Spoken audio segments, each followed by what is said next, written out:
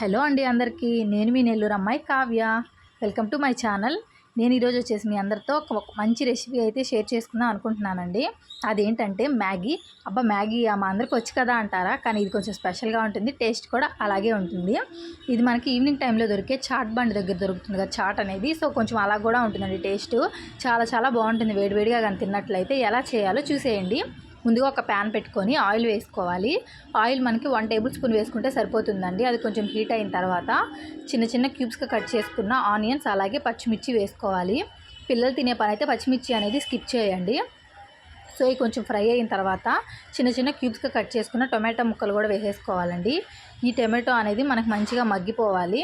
మగ్గేంతవరకు fry చేసుకోండి. ఒక 5 minutes అలా చూసారు కదా, ఈ విధంగా మనకి ఫ్రై అయిన తర్వాత ఇందులో మనం 1.5 గ్లాస్ దాకా వాటర్ అనేది యాడ్ చేసుకోవాలి. ఇది మనకి జ్యూసీగా ఉంటే బాగోదండి, కొంచెం మంచిగా దగ్గరికి అయిపోతేనే బాగుంటుంది. సో వాటర్ అనేది మంచిగా మరిగిన తర్వాత నేనైతే 3 మ్యాగీ ప్యాకెట్స్ అయితే వేసుకుంటున్నానండి. 3 మ్యాగీ ప్యాకెట్స్ వేసుకున్న తర్వాత దీన్ని మంచిగా మనం మిక్స్ చేసుకొని ఒక 5 మినిట్స్ అయితే కుక్ చేసుకోవాలి.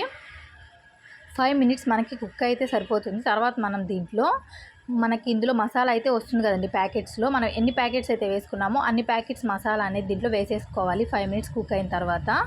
సో వేసుకున్న తర్వాత దీన్ని మనం మంచిగా అయితే మిక్స్ చేసుకోవాలండి.